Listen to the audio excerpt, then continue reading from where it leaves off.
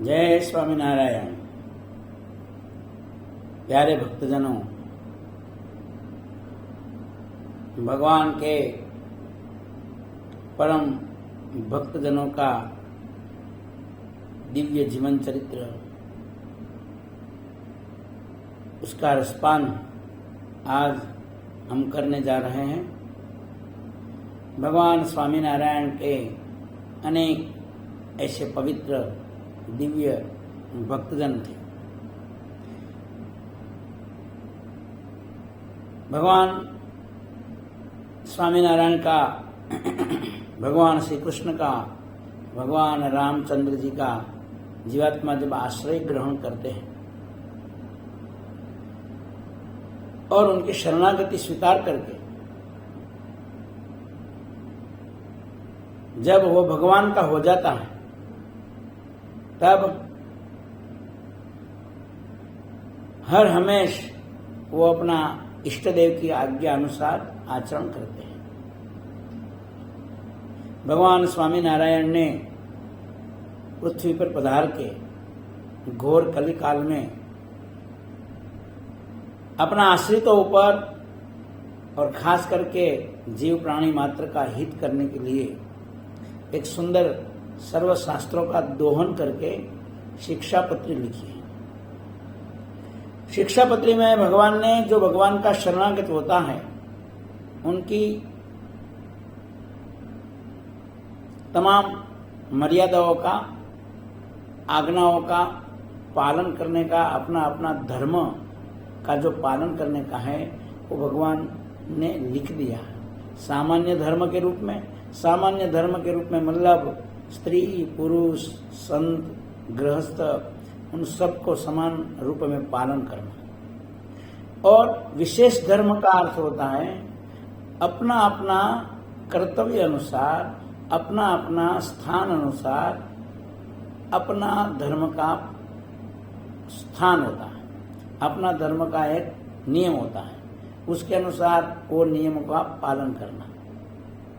भगवान स्वामीनारायण ने कृपा करके गृहस्थ होय, त्यागी होय, आचार्य श्री होय, विधवा स्त्री होय, सधवा स्त्री होय, इन सब का अलग अलग धर्म का निर्देश कर दिया, ताकि भगवान स्वामीनारायण ये चाहते हैं, भगवान की कृपा है कि मेरा जो आश्रित है वो मेरी आज्ञा का जो पालन करे, शास्त्र मर्यादा का आदर करके उनके अनुसार अगर जीवन व्यतीत करे, तो वो जहाँ है, जिस परिस्थिति में भी है, वहाँ वो इस लोक में भी सुखी होता है और अंत काल परमात्मा उनको मोक्ष प्रदान कर देते हैं। भगवान ने कृपा करके शिक्षा पत्री लिखी। भगवान स्वामीनारायण ने शिक्षा पत्री में ऐसा कहा है कि इस हमारी जो लिखी हुई शिक्षा पत्री है, वो शिक्षा पत्री का जो आचरण करता है, उनके अनुसार जो रहता है, या यूं कहो, भगवान स्वामीनारायण ने ऐसा कहा है कि भाई अपना जो सनातन शास्त्रों है, श्रीमद् भागवत, गीता वगैरह सतशास्त्र जो है, वो सतशास्त्रों की आज्ञा के अनुसार जो जीवात्मा आचरण करता है, तो वो जीवात्मा इस लोक में भी सुखी होता है और परलोक में वो परम सुख को प्राप्त कर लेता है। और ये जो सत्शास्त्र है, गीता, रामायण, भागवत, शिक्षापत्री, वचनामृत, उनका अनादर करके उसमें जो बताया है, शास्त्रों में जो धर्म बताया है, उनका उल्लंघन करके जो जीवात्मा अपना मनमाना ढंग से अपनी स्वच्छंद इच्छाओं के अनुसार जो जीव आचरण करता है, वो जीवात्मा जरूर, निश्चय ही, भगवान स्वामीनारायण ने ऐसा लिखा है शिक्षा पत्री में, निश्चय ही वो महा कष्ट को प्राप्त होता है। इसलिए भगवान कहते हैं जो मेरा आश्रित होता है वही मेरी आदेश का, शास्त्र का और भगवान की मर्यादाओं का पालन करते हैं। भगवान और गुरुजनों की आज्ञा का वो पालन करता है। जो भगवान के आश्रय में आता ही नहीं, जो भगवान की शरणागति स्वीकारता ही नहीं, तो वो तो भगवान की आज्ञा अनुसार जीवन कैसे जिएगा। तो भगवान स्वामीनारायण के एक महान भक्त हो गए। गुजरात में जूनागढ़ डिस्ट्रिक्ट में एक जेतपुर नगर है। वो जेतपुर में ब्राह्मण कुल में जीवाभाई जोशी नाम के एक भगवान स्वामीनारायण के परम भक्त हो गए। जब से उन्होंने भगवान स्वामीनारायण का आश्रय ग्रहण किया था, तब से उन्होंने मन में निश्चय किया था कि आज के बाद में मेरा जीवन भगवान स्वामीनारायण की आज्ञा अनुसार ही होगा। किसी भी हाल में, किसी भी परिस्थिति में मैं भगवान का जो आदेश है, भगवान स्वामीनारायण ने जो शिक्षा पत्री में लिख रखा है, उन आदेशों का मैं किसी भी हाल में भंग नहीं करूंगा, चाहे कुछ भी हो जाए। जब भगवान का भक्त निर्णय करता है और उसको भगवान का आश्रय का महिमा समझ में आ जाता है, तो वो भक्त फिर ऐसा निर्णय कर लेता है, चाहे कुछ भी हो जाए।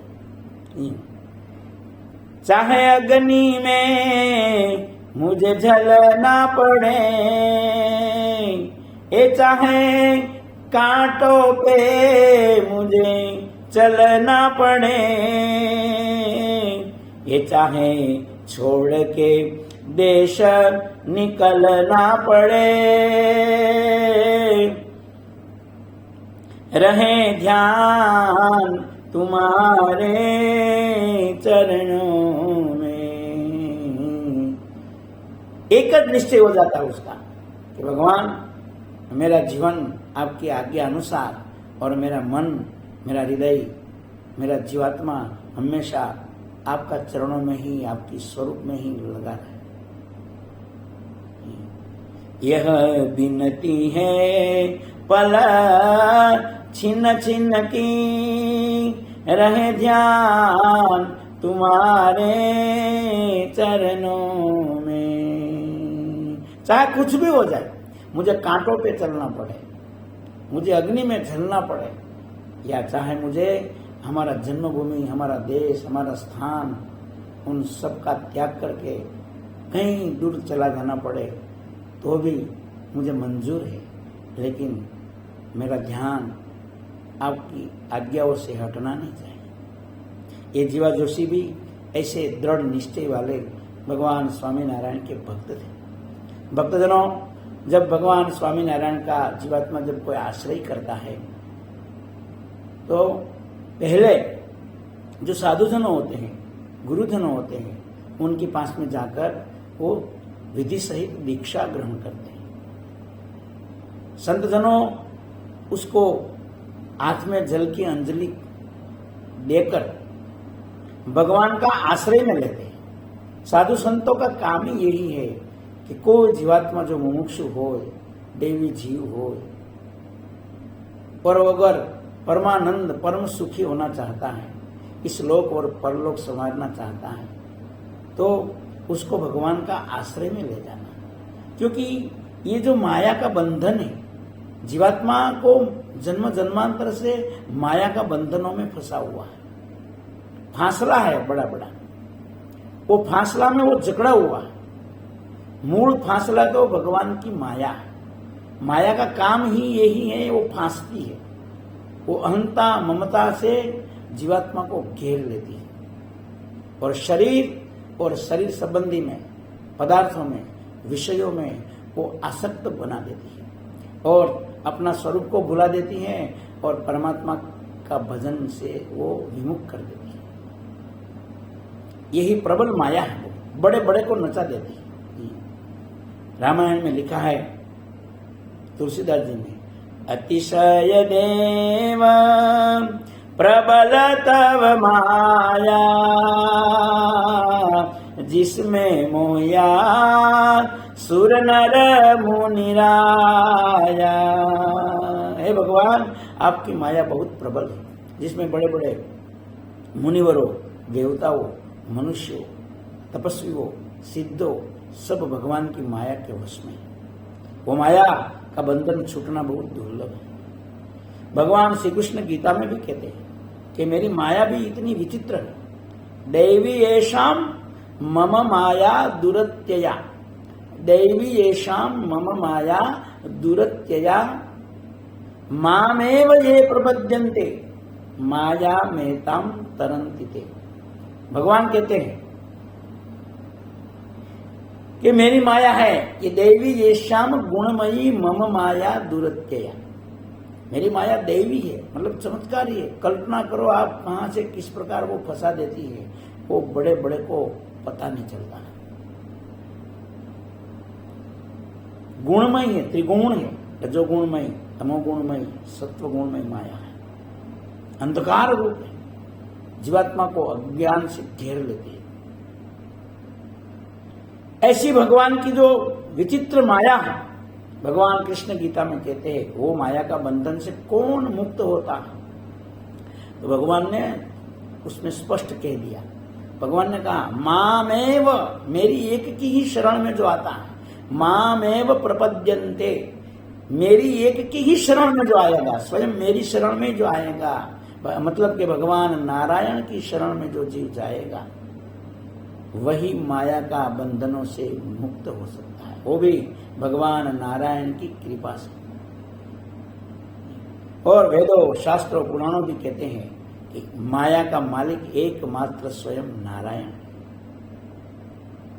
बाकी बड़े बड़े देवता वो, मुनि वो, ये सब माया का गुलाम बन जाते हैं, माया उनको नचा देती है। भगवान नारायण की माया दासी है, इसीलिए उनकी शक्ति है। इसलिए भगवान ने कहा कि मेरी माया से मुक्त होना हो तो मेरी शरण में आना पड़ेगा। मेरी शरण में आने का मतलब यही है कि अपना मनमाना ढंग से जीवन नहीं जीना है, मेरी आज्ञा से जीवन जीना है। मैंने जो शास्त्रों में, सदग्रंथों में, परंपराओं में मैंने जो मनुष्य जीवन के लिए जो नियमों बनाया है, धर्म बनाया है, उन आदेशों का पालन करके मेरा भजन करता है, मेरी शरण में रहता है, वही माया का बंधनों से मुक्त होता है। तो ये भगवान की माया को पार करने के लिए शरणागति संतों देते हैं। शरणागति, जब संतों भगवान की शरणागति जीवात्मा को प्रदान करते हैं, उस समय में हाथ में अंजलि लेकर वो भगवान के सामने संकल्प करवाते हैं कि हे भगवान, मैं आज से आप ही का हूं और आपकी आज्ञा अनुसार मैं जीवन जीऊंगा। भक्तजनों, ये शरणम मंत्र बोला के जीवात्मा को संकल्प करवा के फिर दीक्षा प्रदान करके कंठी धारण करवाते हैं। कंठी धारण करने का अर्थ क्या होता है भक्तजनों? गला में जो कंठी धारण करते हैं, तो ये जो बुद्धि है, ये जो मस्तक है, ये अब भगवान को अर्पण कर दिया। मतलब अब अपना तर्क से, अपनी बुद्धि से जीवन यापन नहीं करना है। जब अपन कोई भी नियम का पालन करते समय अगर अपन तर्क लगाएंगे तो तर्क से तो कोई चीज का निर्णय होगा नहीं। जब भगवान का आदेशों का पालन करना है तो वहां बुद्धि समर्पित कर देनी, वहां बुद्धि का प्रयोग नहीं करना। उन्हीं का नाम ही शरणागति है। इसलिए मस्तक भगवान को अर्पण किया जाता है और ये कंठी धारण की जाती है। मस्तक मतलब हृदय, बुद्धि, समर्पण। बस अब आप अपने अनुसार जीवन नहीं जीना है। ये जीवा जोशी भगवान स्वामीनारायण के आश्रय में आई, उन्होंने निश्चय कर लिया कि अब संतों ने मुझे कंठी धारण करवाई और मुख्य नियम दिया 5। भक्तजनों, जो जीवात्मा हिंदू धर्म में भगवान का आश्रय में आता है तो अपनी सनातन परंपरा अनुसार उसको पहले मोटे मोटे 5 नियम दिया जाता है। दारू नहीं पीना, मांसाहार नहीं करना, चोरी नहीं करनी, व्यभिचार मतलब पर स्त्री गमन नहीं करना, और 5वां नियम जो होता है आहार की शुद्धि रखनी। मतलब अपना हृदय को शुद्ध करने के लिए, अंतःकरण को शुद्ध करने के लिए, निर्मल करने के लिए जहां तहां खाना, अशुद्ध खाना खाना, शास्त्र मर्यादा में जो आहार की पवित्रता लिखी है उसके अनुसार शुद्ध पवित्र खाना ही खाना, ये आहार शुद्धि का ये 5वां नियम है। भक्तजनों, ये नियमों का जो पंच वर्तमान का पूरा पालन करते हैं तो पाप का रास्ता बंद हो जाता है। बड़े बड़े जो पापों का गलत रास्ता है वहां से जीवात्मा को एक सेफ्टी हो जाती है, वो पाप का रास्ता से पीछे हट जाता है, पाप होना बंद हो जाता है। फिर उसके बाद में शिक्षापत्री में से शॉर्टकट भगवान स्वामी नारायण ने दूसरा 11 नियम बताया है। 100 पत्री में अति बड़े नियम 11 सोए, ताकि विट्टी कहत हूं सुनिए सब चित्त प्रोय। फिर उसमें से एकादशी व्रत का पालन करना, किसी की निंदा नहीं करनी, इसके ऊपर कलंक नहीं डालना,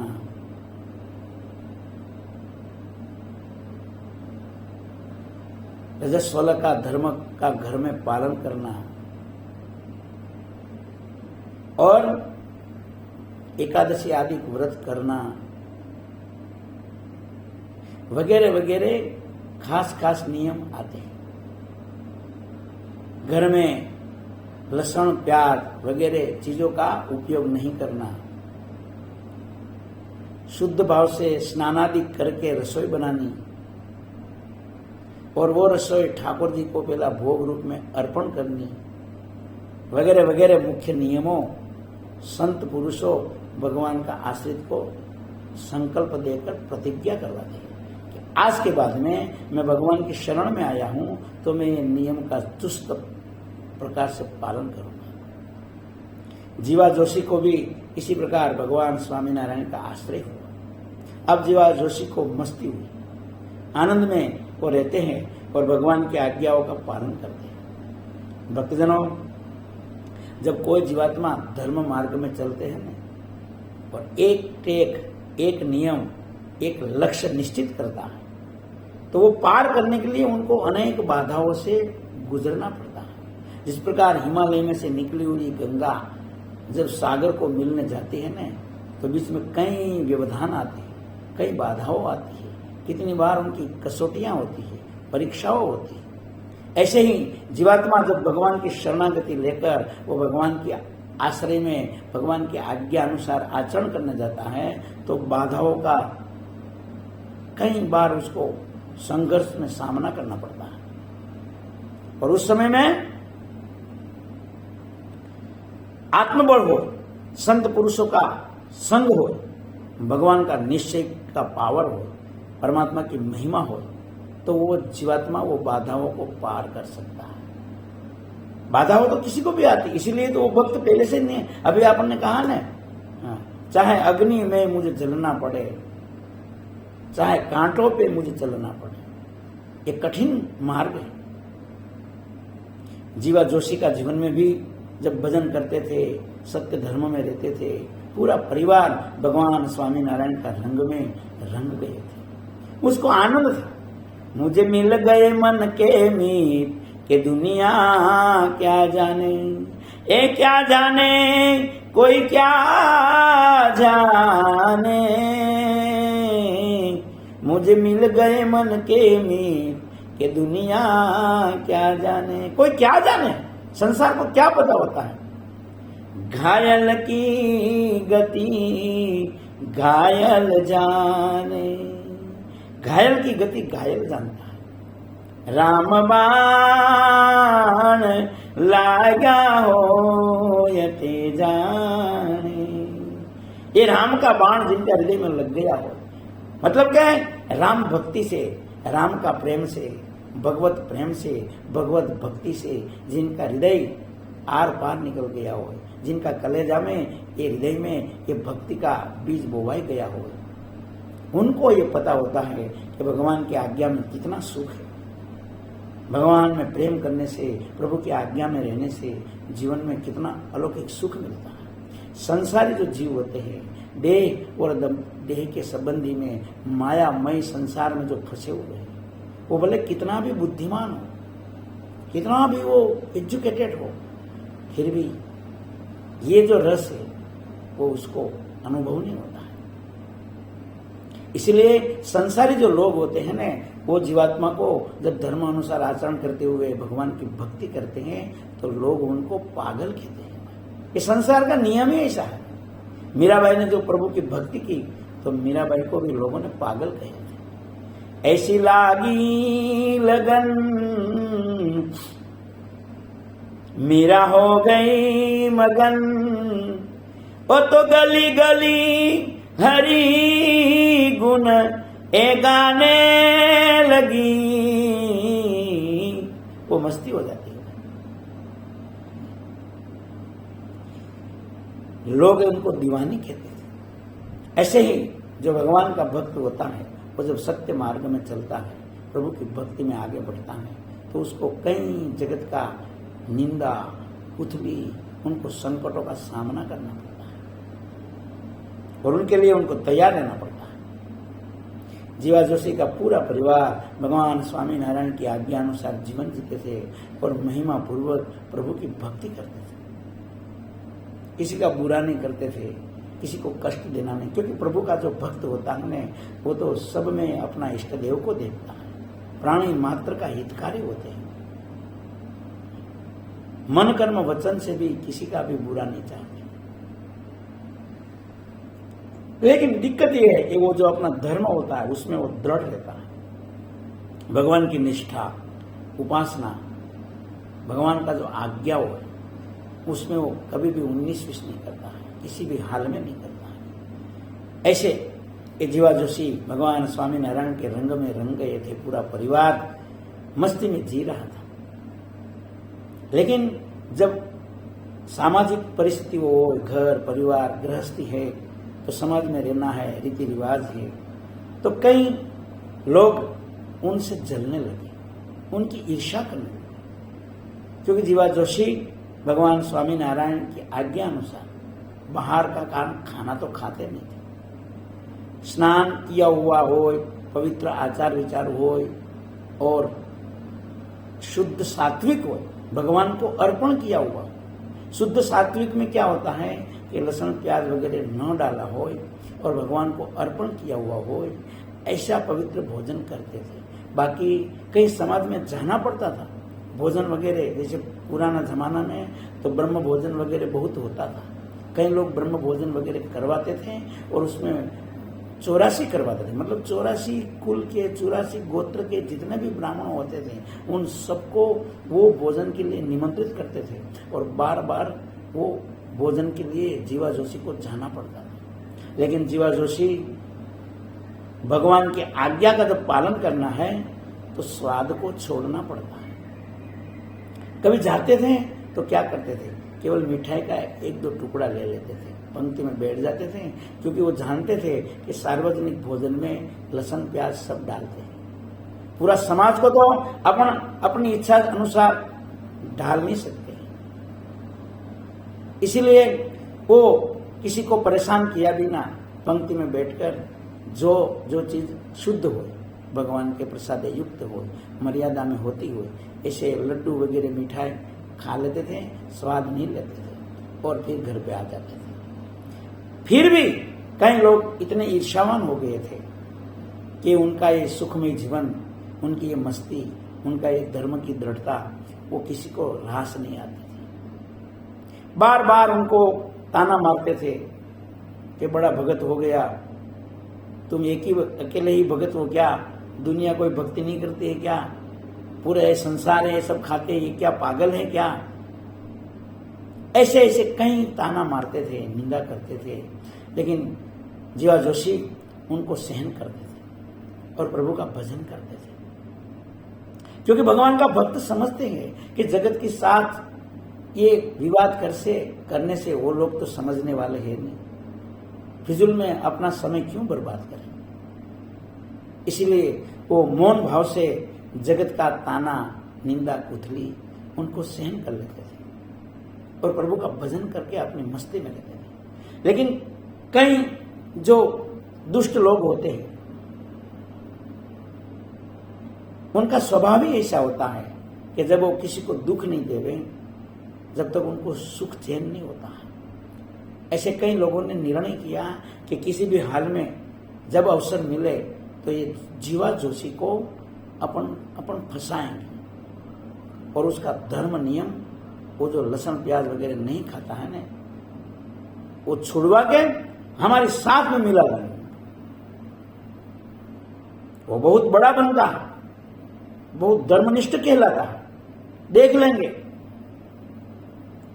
और वो लोग अवसर की राह देख रहे थे कि कब मौका मिले और जीवा जोशी को किसी भी तरीके से क्लच में लेकर, हाकड़ा में लेकर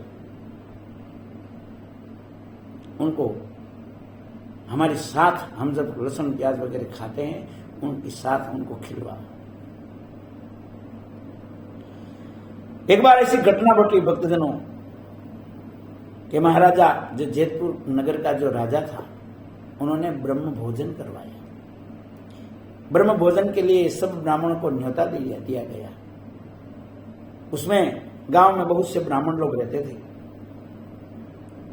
रसोई वो बनाते थे और एक साथ ब्राह्मण इकट्ठे हो जाते थे और पंक्ति लग जाती थी और हर हर महादेव करके सब ब्राह्मण भोजन करते थे। उस समय में अवसर देखकर ईर्ष्यालु लोगों ने राजा का कान में जीवा जोशी के बारे में विचित्र बातों कही। किसी भी तरीके से राजा का कान में ऐसी बातों कहकर उकसाया।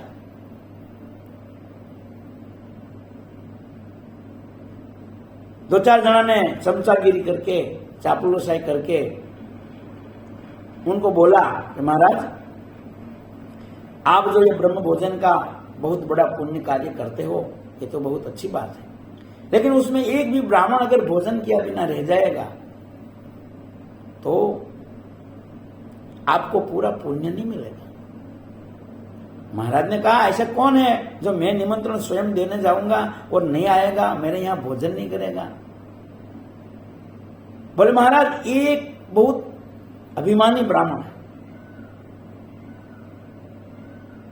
वो अपने को सबसे बड़ा धर्मनिष्ठ कहलाता है। वो यूं समझता है कि जैसे मेरा जैसा धर्मवान और मेरा जैसा नियमों का पालन करने वाला और शास्त्रों का आचार का ज्ञान रखने वाला दूसरा कोई है ही नहीं। स्वयं आप बोलोगे ना तो भी वो नहीं मानेगा प्रभु। महाराज, भले आप बुलवा के देख लो। वास्तव में इन जो ईर्ष्याखोर लोगों ने ऐसा किया था, उन्होंने कहा था कि आज अपन हर चीज में लहसुन प्याज डालेंगे। वैसे लड्डू में, मिठाई में लहसुन प्याज पड़ता नहीं है, लेकिन इन लोगों ने प्लानिंग ऐसी बनाई थी कि उसको भी लहसुन प्याज वाला कर देंगे, हल्की मात्रा में तो उसमें भी डाल देंगे।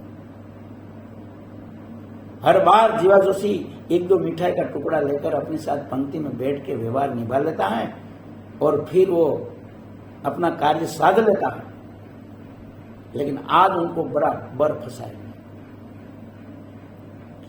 इसलिए उन्होंने हर चीज में लहसुन प्याज डाल दिया था, कोई चीज नहीं छोड़ी थी, इवन छाछ भी नहीं छोड़ी थी। छाछ के अंदर भी उन्होंने प्याज का हल्का सा टुकड़ा डाल दिया था।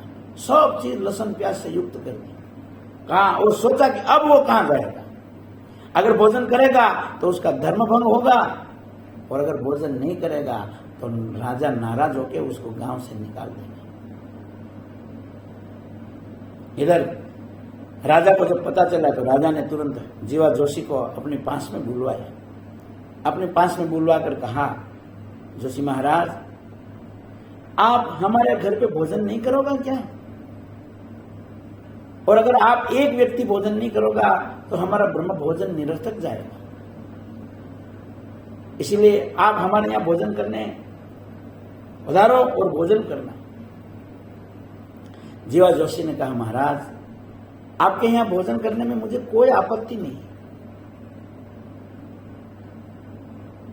मैं तो हर बार कहीं भी ब्रह्म भोजन होता तो जाता हूं और प्रसाद लेकर मैं मेरा धर्म नियम अनुसार निकल जाता हूं। लेकिन अब के मुझे पता चला है कि इन जो लोगों ने मेरा धर्म नष्ट करने के लिए हर चीज में लहसुन प्याज मिला दिया, इवन की लड्डू मिठाई वगैरह में भी उन्होंने ये चीजों का हल्की मात्रा में मिलावट की है। प्रभु, जब से मैंने भगवान स्वामी नारायण का आश्रय किया है तब से मैंने ये नियमों धारण किया है।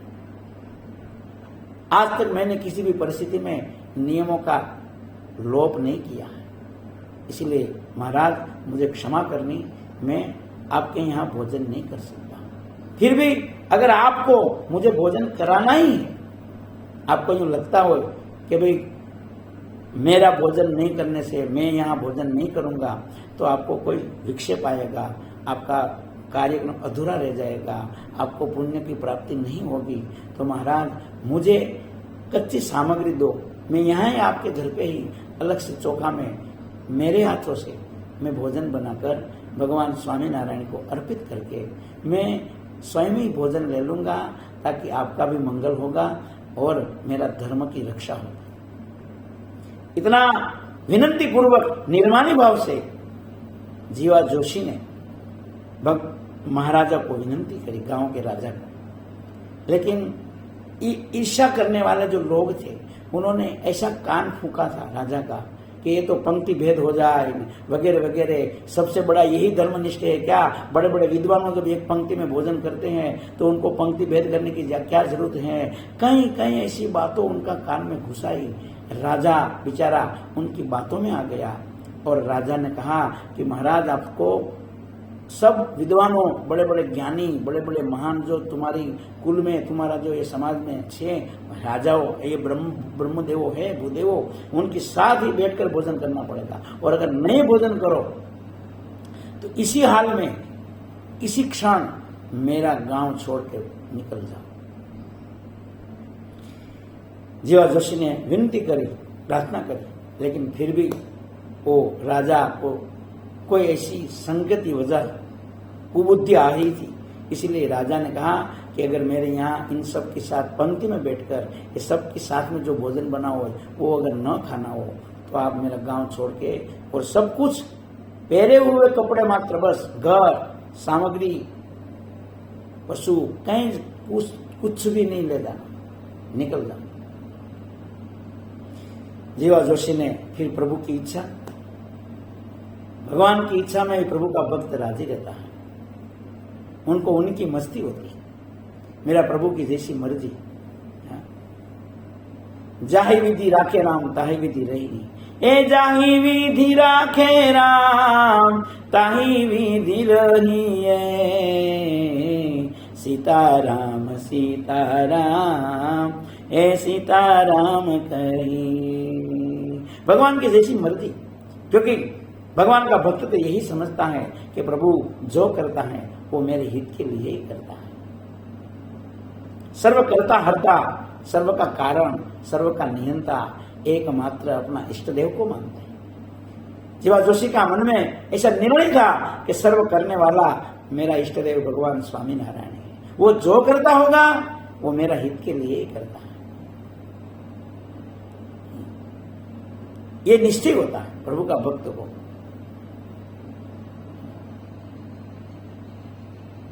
जो हरि कर से सो मम हित का, यह निश्चय बदलाय नहीं।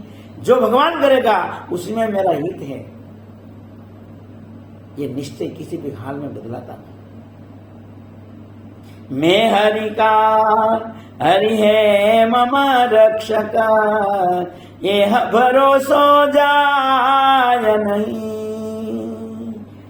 जो भगवान करेगा वही मेरा हित का होगा, और सर्व करता हरता भगवान है, ये भरोसा होता है उसको।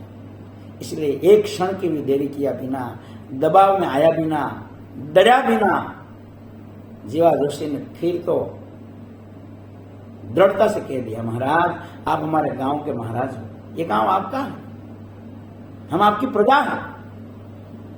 अगर आप नहीं चाहते हो कि हम आपका गांव में नहीं रहेंगे तो हम निकल जाएंगे, लेकिन किसी भी परिस्थिति में मेरा इष्ट देव भगवान स्वामी नारायण की आज्ञा का हम लोप नहीं करेंगे।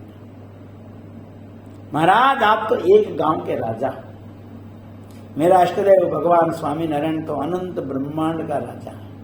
એ સ્વામિનારાયણ ભગવાન, કોટી બ્રહ્માંડના ભગવાન, સ્વામિનારાયણ જય, કે જય સ્વામિનારાયણ. સ્વામિનારાયણ સ્વામિનારાયણ. मस्ती अलौकिक.